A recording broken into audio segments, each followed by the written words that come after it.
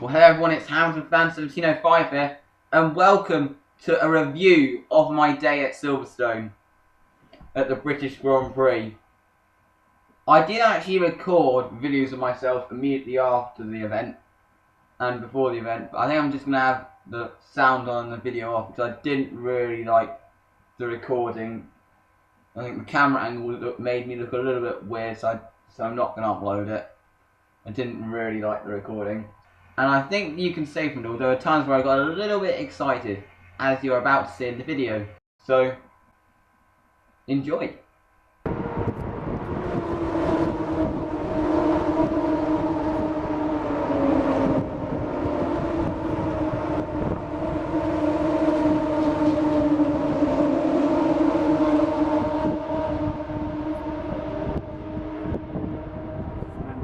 The replay of the start.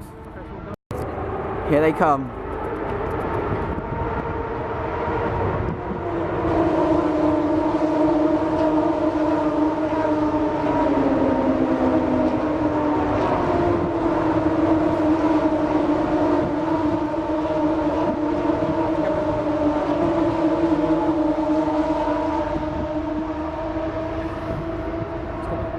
Yeah.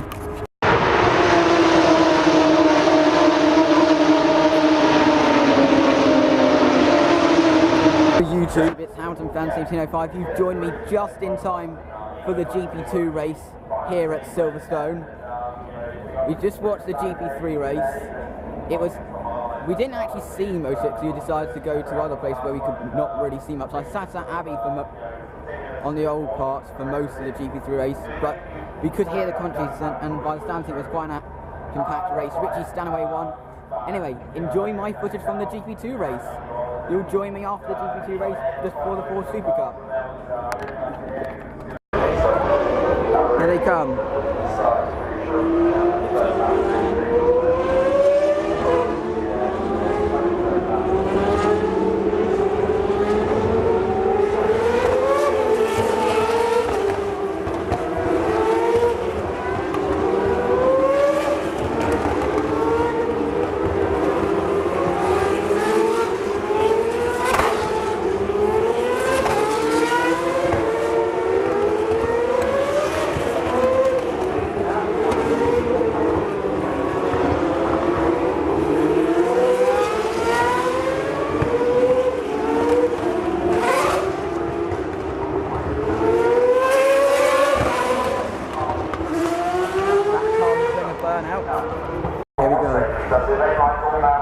Second race today. Very quickly, and away we go then with the front row. One, two cars, not too tough because way one not at all. Naz is taking the lead. Through for the first time, it is number 3 for Neva Nazra in the lead as they go out of Abbey and into your side for the first time. Nazra leads, and in second place is Rochelle with a only jump because he's got Chicotte trying to find a way. Whoa, what a start from Coletti. A little bit lower down, both Coletti and Palmer trying to gain ground as well. Nazra is into the way, second to Rochelle, third is Chicotte, but fourth just, you should be in the To run down to Brooklyn. Rochelle on the inside line as they head down towards Brooklyn. They're pretty wide, I think, now for fourth race.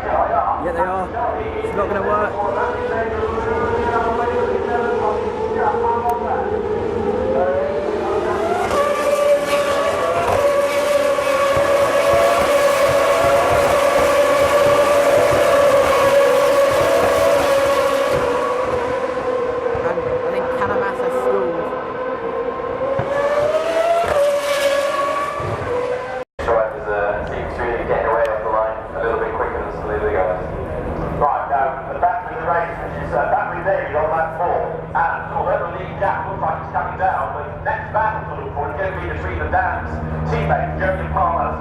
Sorry if the filming's a bit bad, I'm just shaking, a bit nervous.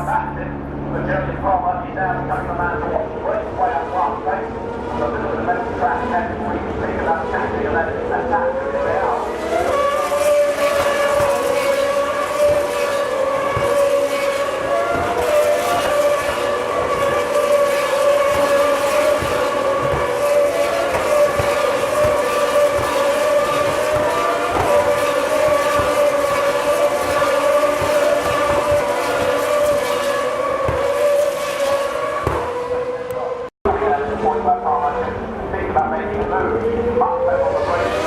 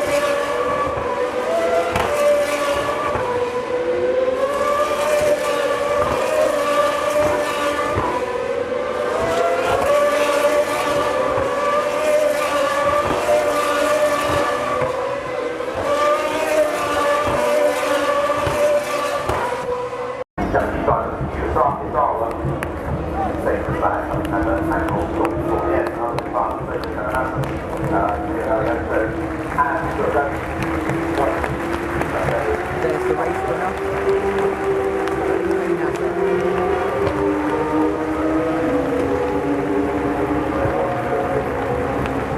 You saw that?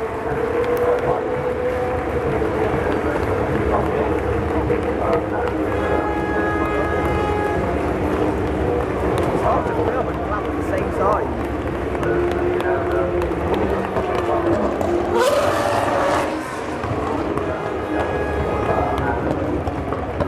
Donut bus there. That was down in the medical car and it's sport design. Well, you've just joined us at the end of the GP2 race. It was not the most exciting race, I'd say.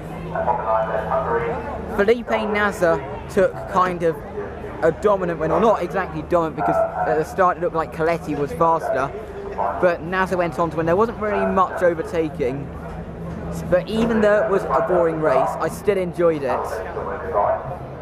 Which shows that even boring races, when you're at the track, you can really enjoy. Then our moving shape again into a further narrow at the top of the loop, or as we call it, Prix.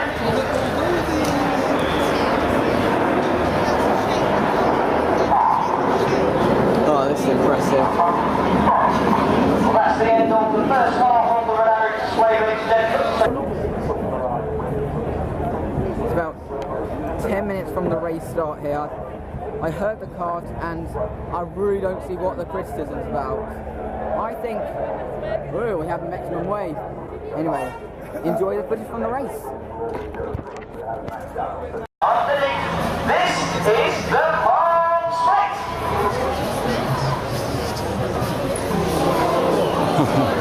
Wow.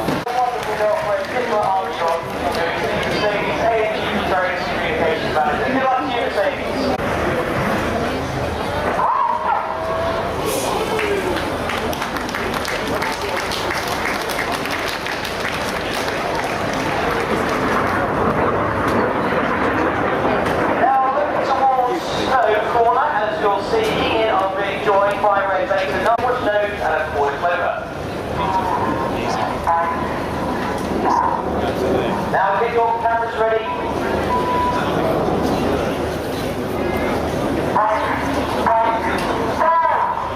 This is the vertical race.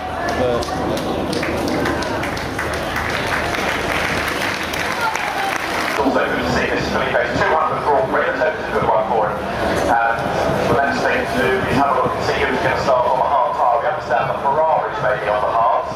That could be it. The last second. Top 10 on the tire they qualified on.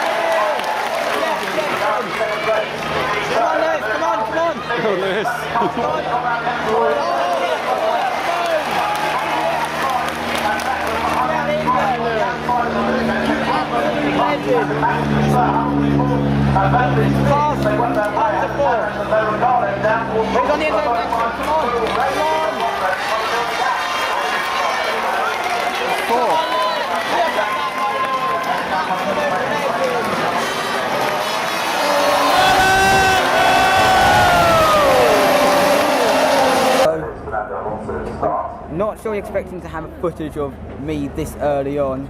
Basically, there was obviously, as most of you who are viewing this footage know, there was a red flag following we're currently under a red flag situation following a massive crash.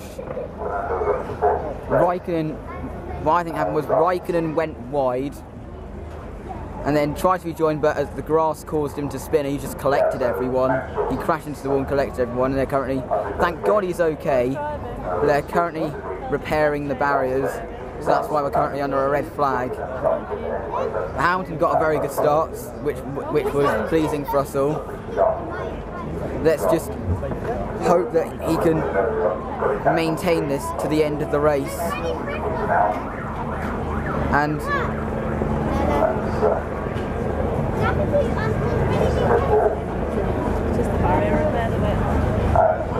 so there was a bit of a race control mess about Chilton, but I think Raikkonen will get a big penalty because he went full speed over the grass, and then when he just bounced over the grass, and that caused him to spin. So, and it was an incident that could have caused injury to other drivers. So I think he will get a big penalty. Underway again. He's on Magnussen. Come on. Oh God, Rosberg got a good advantage.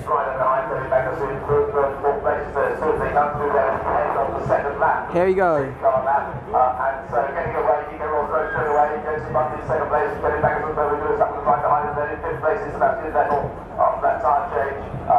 Come on, Lewis.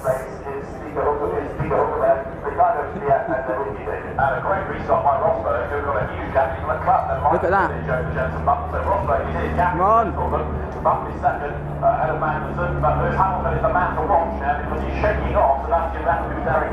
Here's Rosberg. Come on, Lewis. Go on, you can do it. Come on. Oh, come on. Come on. Come on. Come on. Hey, I didn't think that. Got it. Got it. Got it. Yeah, come on. Come on. Come on. Come on. Yay! Filmed anything for ages.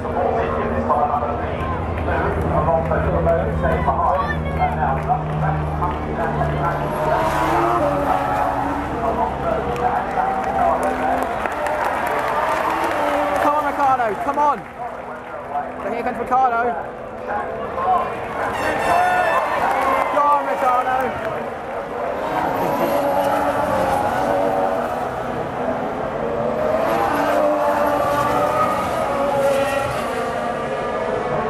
Look at the train Bianchi's holding up.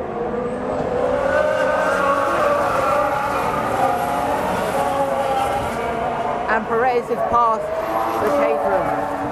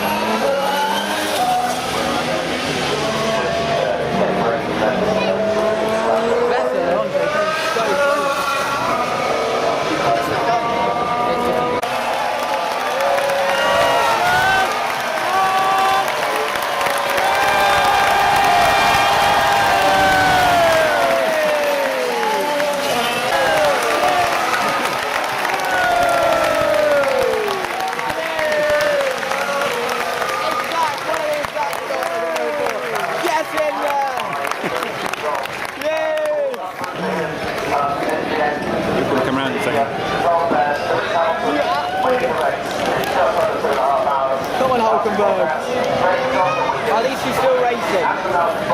That's the question.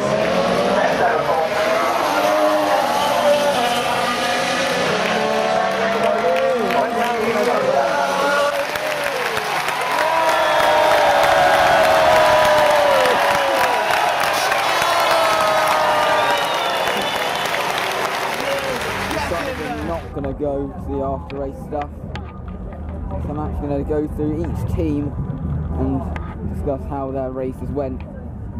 So obviously Mercedes, it was mixed. Obviously Hamilton got the win, but Rosberg had, I'm not sure what the problem was yet, so but I guess we're going to find out what the problem on Rosberg's car was later. Red Bull, they had a fairly decent race. They had Vettel finish, I think it was 5th, I can't actually quite remember off the top of my head, I think it was 5th. Obviously Ricciardo finished in 3rd. Ferrari, they had a mixed race. Alonso finished, no, I think it was Alonso that finished in 5th and Vettel that finished in 4th. Alonso finished in 5th. Well, actually, it was Button that finished in 4th, and Vettel did finish in 5th and Alonso in 6th. Sorry if I got mixed up there. Obviously, Alonso got 6th, but not a good race for Raikkonen. I fear he might get a big penalty for what he did. He did really rejoin the track quite dangerously, and that caused him to have a tank slapper, which sent him into the other cars. Force India, not their best showing of the year. Hulkenberg just managed to fend off Fiat at the end. I think he did. I saw in the result that Hulkenberg was ahead of Fiat. When they were on the in-laps, I saw that Fiat was ahead of Hulkenberg, but I'm assuming Hulkenberg just slowed down. Perez had that spin on the first lap, and that kind of cost him points. Williams, they had a mixed race. Bottas got his 2nd podium of the year, but Massa obviously got taken out on the first lap in the Raikkonen incident. And then Toro Rosso, they had a fairly decent race. They had 2 cars at the back end of the points. For once they can, Kvyat outpaced Verne. I think Kvyat is a better driver than Verne in my opinion. I think the only reason why Verne's ahead in the championship is because of reliability, and so for once Kvyat could actually score points. But it was, and he actually almost managed to pass Hulkenberg, but Kvyat's car actually sounded a lot louder than everybody else's towards the end of the race, like the last 10 laps. And at first we thought he had a problem, but obviously not. And then Lotus, they didn't really have a very good race. They both, Maldonado, I think it was, retired in the closing laps. Grosjean didn't score any points, and they really aren't having a very good season this year. Then next on the list, it's Sauber, another mediocre race. Gutierrez retired and Sutil finished lap. They really need to sort out their car, because at this rate they're not going to score any points this year. Marussia, they couldn't fulfill their good qualifying. Obviously Chilton had that drive-through for entering the pits under the red flag, so it was a shame for him, because I think he wouldn't have scored points, but I think he could have had a good finish. And then finally Caterham, obviously Ericsson retired, I think he did. Obviously he had, not sure what the problem was, his car seemed to be sparking a bit. And Kobayashi finished at the back of the field. That's just about it.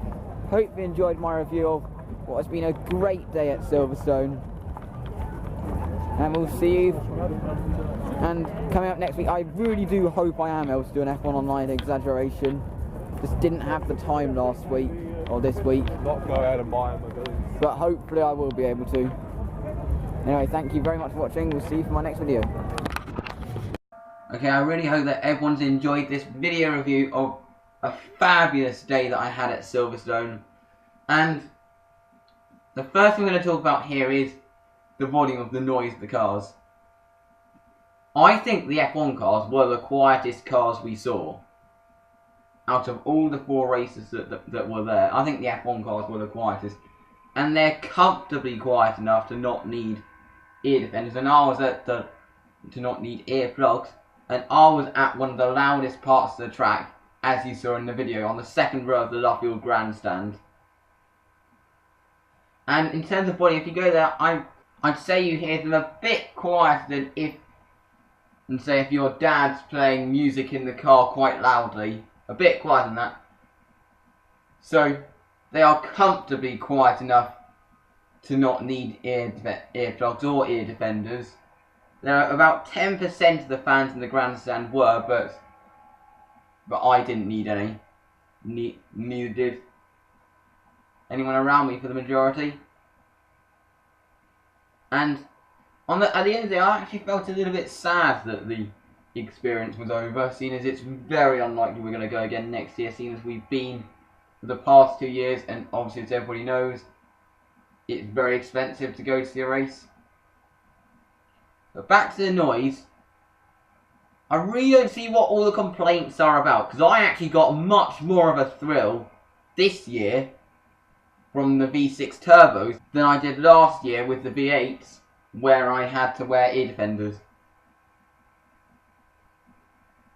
And also, another thing that I want to pick on is, I felt a lot more relaxed this year when I went, because last year it was the first time I'd ever been to see a race, and I remember in the half hour leading up to the race, I was just a nervous wreck.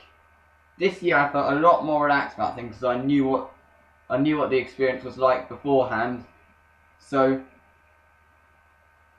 I knew what it was going to be like. In fact, I actually enjoyed it more this year than I did last year. Mainly because we saw a more exciting race. One of the most exciting races, one of the most exciting British Grand Prix ever. The most exciting British Grand Prix I've watched after the 2008 one. So, if you're an F1 fan and you've got the money, I really do recommend you do go to see a race in the future, because it's just such a great experience. Even if it's just for the race day, which is what I did this year and last year. I'm hoping that next time I go, I'll be going for the full weekend. But anyway, that's just about it. Hopefully there will be an F1 Online exaggeration this week. Don't see any reason why there shouldn't. As I said in the contrary, I actually recorded that before last week's F1 Online exaggeration, because I was recorded immediately after the race when I did that review of each team. Obviously there was an episode last week. Hopefully there will be one this week as well. Depends on whether I can find the right lobby. I will probably record for it tomorrow night. Anyway, that is it from my video from my experience at Silverstone. And we'll see you for my next video.